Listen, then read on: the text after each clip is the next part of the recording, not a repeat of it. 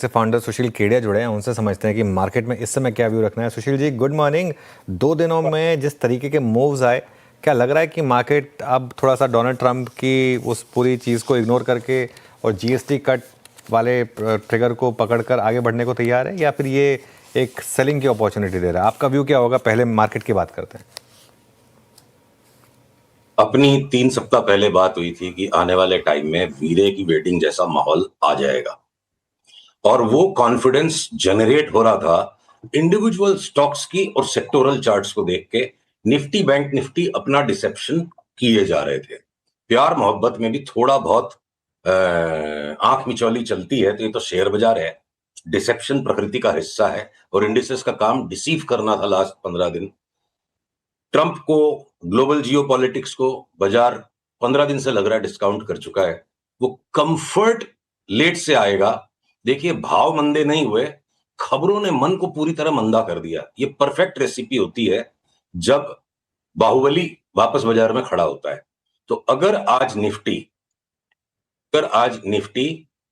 24,730 के ऊपर बंद दे जाए, और अगर आज बैंक निफ्टी 54,525 के ऊपर बंद दे जाए, तो हम कॉल करेंगे अब निफ्टी बैंक निफ्टी का भी मन बाकी स्टॉक्स के साथ पार्टिसिपेट करने का हो गया है। देखिए, मैं बात को उल्टा के कह रहा हूं। तो इंडेक्स को देख करके हम बहुत सारी अपॉर्चुनिटीज मिस कर जाते हैं। इंडेक्स अभी भी ये डिसेप्शन दे रही है। क्या पता निफ्टी सिर्फ 26,700 तक जाके वापस नीचे आ जाएगी, 24,500 तक, और बैंक निफ्टी एक बार न्यू हाई दिखा के फिर से 4-5 हजार पॉइंट नीचे आ जाएगी। अभी का ये पिक्चर है, पर क्या पता न्यू हाई पे जाने के बाद फिर से चार्ट चेंज हो जाए। तो फोकस करिए।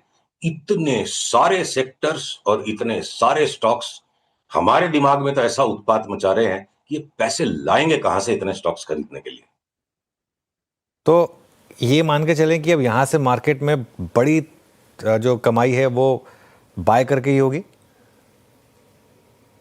वो तो हमेशा ही सच है। हाँ, मंदी करके अहंकार की तुष्टि होती है, पैसे बनते तेजी में। बिल्कुल सही कही। तो एक काम करते हैं सुशील जी, एक आपकी जो सबसे फैसिनेटिंग कॉल्स रही थी उनमें एक था बीएससी, जो आपने 400 में खरीदवा कर 10-20 गुना वो पैसा बना उसमें। ऐसा कोई नेक्स्ट बीएससी जैसा स्टॉक दिख रहा है आपको जहां शानदार तेजी हो सकती है, जहां अभी पार्टिसिपेट किया जा सकता है? तो मेरा अनुरोध है, पीसीआर आरवीएनएल की इस चार्ट को जो मेरे स्क्रीन पर है खोले सामने आपके।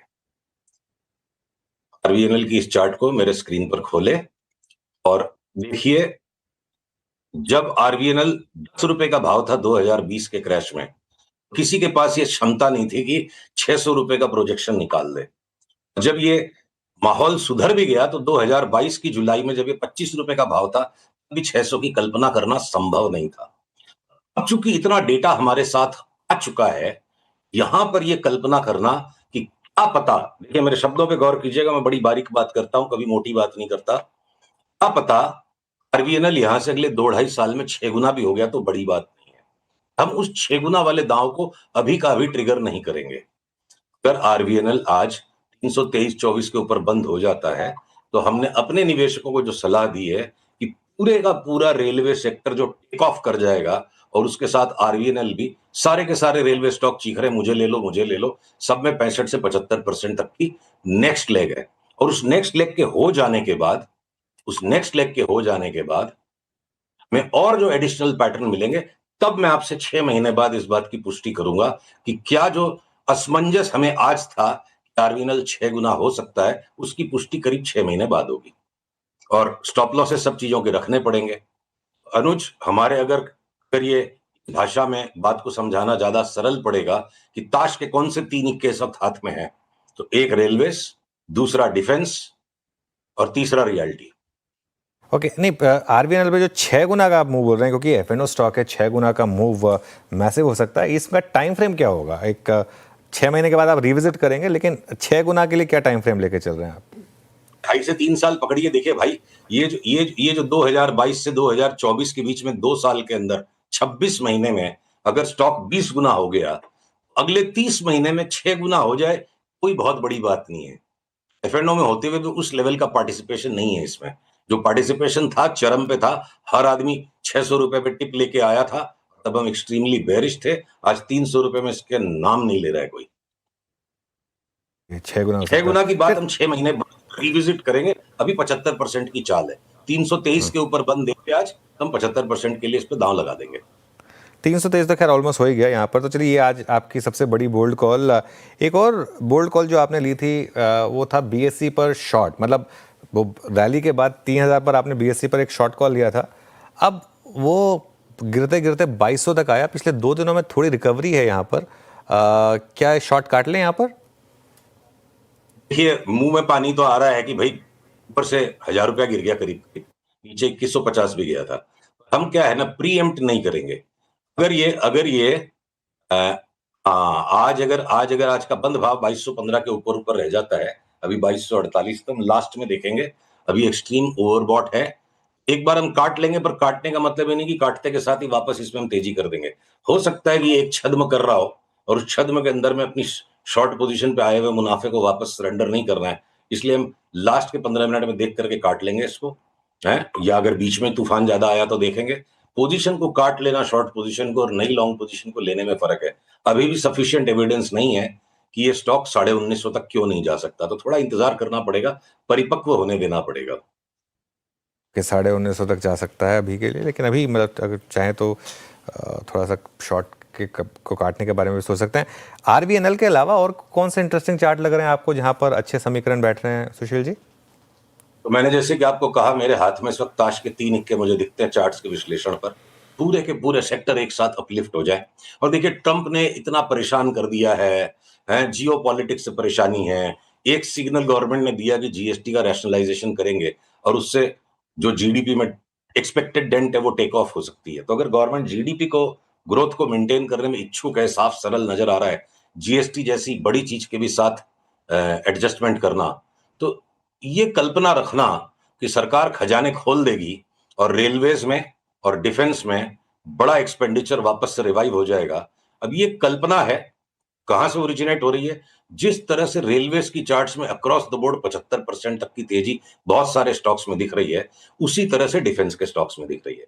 और रियलिटी के अंदर में दुनिया भर के ऐसे स्टॉक्स हैं जहां पे 60, 70, 80% और कुछ तो 100% तक बढ़ सकते हैं। तो बैंक्स अगर लैगार्ड रहेंगे, खास करके आपका एचडीएफसी 6-7% बढ़ेगा, आईसीआईसीआई बैंक 15-17% बढ़ जाए। मैं एक और सेक्टर को ऐड कर रहा हूं क्योंकि रियलिटी के बारे में मेरे को जस्टिफाई करना है। पर ये जो पिटा हुआ एक्सिस बैंक यहां से 20-25% बढ़ जाए, और इंडसइंड बैंक जिसको बिल्कुल ही रगड़ दिया गया, वो शॉर्ट स्क्वीज में 30% बढ़ गया, और ये पीएसयू बैंक्स, एसबीआई को छोड़ के, एसबीआई भी नहीं बढ़ेगा, तो भले बैंकिंग स्लगिश रहे और 3-4 स्टॉक स्मॉल फाइनेंस बैंक्स में से बढ़ेंगे।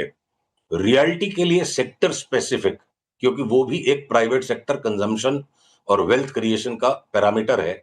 जब रियलिटी के भाव बढ़ते हैं, नोशनल वेल्थ बढ़ जाती है लोगों की। तो अगर रियलिटी को भी कुछ सॉप्स मिल जाए तो संभव है कि चार्ट्स को जस्टिफाई कर देंगे।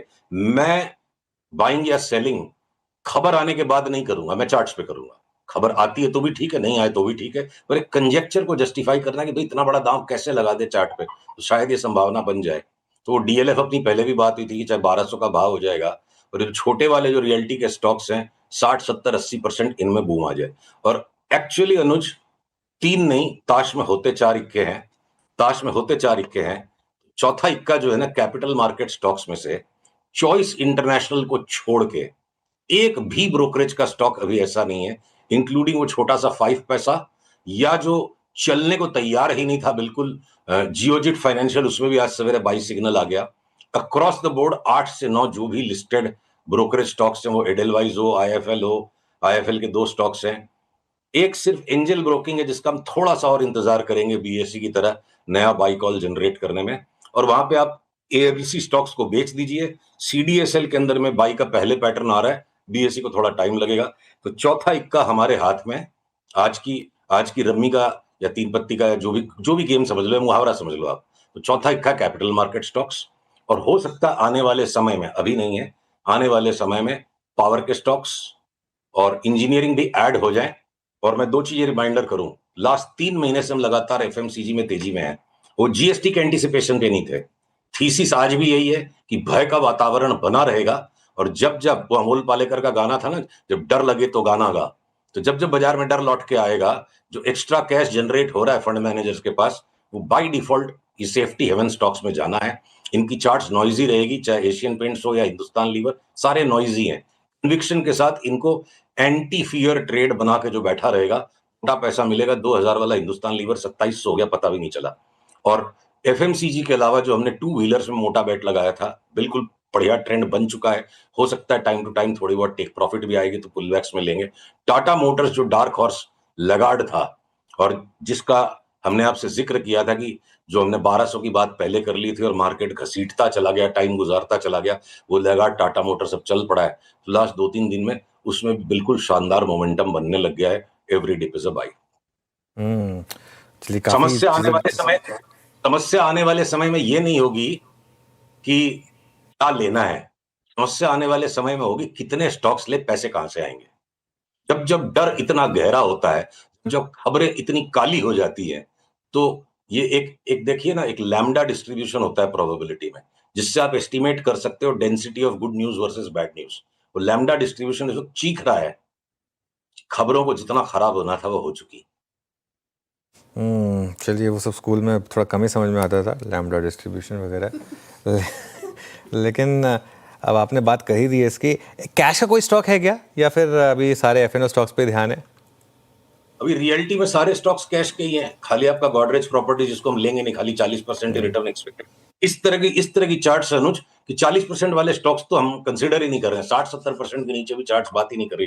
कैश के सारे स्टॉक्स वहां गए, ब्रोकरेज के स्टॉक्स कैश के हो गए, आपके जो रेलवेज के स्टॉक्स इतने सारे कैश के हैं। तो बाकी के भी जो छोटे वाले स्टॉक्स हैं, देखिए जब मलाई खाने का मौका है, देशी घी की मिठाइयां अभी खाने को सामने इतनी है, तो फिर जाएंगे डालडा में भी बाद में। अभी तो इनमें 60-70-80% की रिटर्न कोई 4-6 महीने में छोटी रिटर्न नहीं होती है। ऑलराइट, चलिए सुशील जी बहुत बहुत शुक्रिया आज हमारे साथ जुड़ने के लिए। अच्छी कॉन्वर्सेशन रही, अगले मंगलवार आपसे फिर बातचीत होगी। थैंक यू सो मच हमारे साथ जुड़ने के लिए।